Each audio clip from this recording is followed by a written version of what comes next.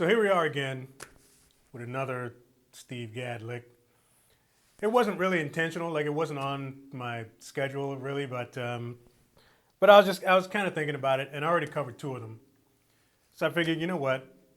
Let's just hit up this last one. There's a few videos already on YouTube, and this lick is no secret. There's a lot of people that know this one, but you know, I'm just gonna give you my take, my personal take on it, because I use it a little differently than how a lot of other people are showing it.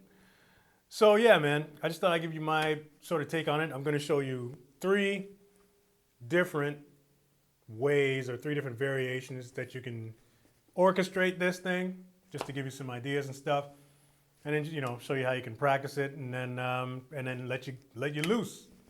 Now, those of you guys that are familiar with my channel, you know that I'm not that dude. Like, I don't have a whole lot of this is how you play this lick kind of videos, because I find in a lot of situations that they're kind of useless. You know what I mean? Like, you work on a lick, you get really good at it. Now you got to wait for an opportunity to use it somewhere in a practical situation. So, knowing that, keeping that in mind, now you know. If I show you a lick, it means that it's versatile and you're going to be able to use it in a bunch of different ways. Now, the reason that I have a particular soft spot for Steve Gadd licks in particular is because Steve is like the epitome of what I love about drums in general, and that's taking something super simple and turning it into something great. So let me just start out by showing you the actual lick itself. Everybody knows it. It's the famous Steve Gadd 30-second note groove lick. And it's just the foot, what is it? Foot, left, left, right, right, left, left, foot.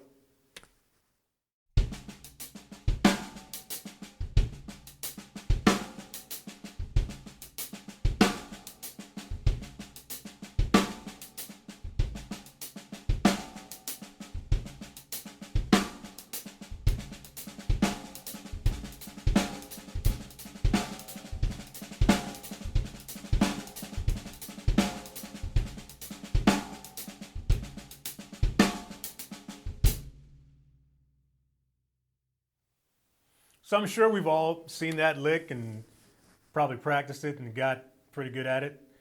But let me just show you how I kind of do it. For me, it's a little more versatile and it's easier for me to plug in wherever I want to plug it in.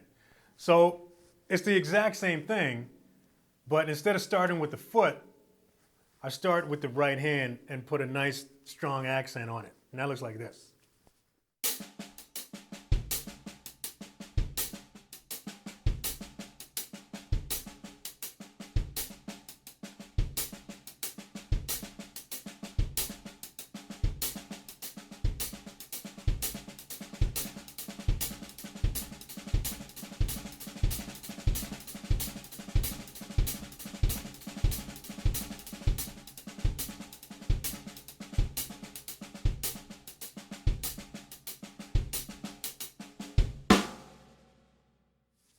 So, the best and the easiest way to work out ideas when you're dealing with a rudiment-based lick, all you got to do is take a look at the lick and then just work out different ways on orchestrating the sticking. The sticking itself stays exactly the same. All you're going to do is move your hands around. So, let me show you three different ideas that you can start messing around with this lick. The first one that we're going to do is real simple. All we're going to do is that first accented stroke that we're playing on the hats. We're going to play that accented stroke on a tom and then return to the hats. And that looks like this.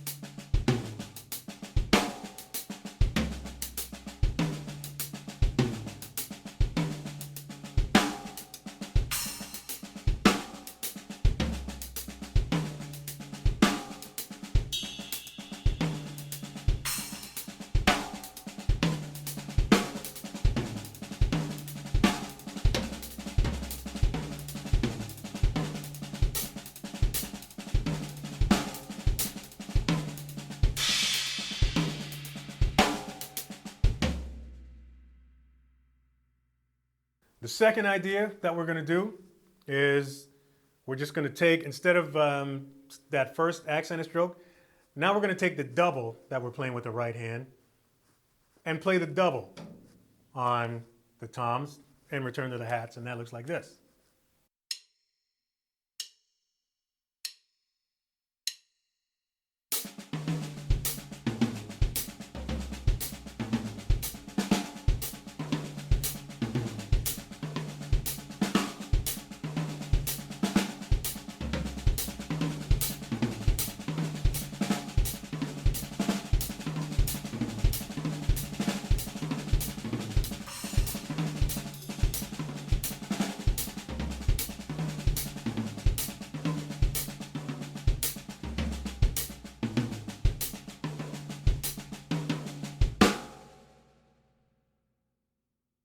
The third idea is actually really cool because it almost, like once you get it going, it almost kind of sounds like something Vinny would do. But all we're going to do with this one is play all of the right-handed strokes on the toms. And that looks like this.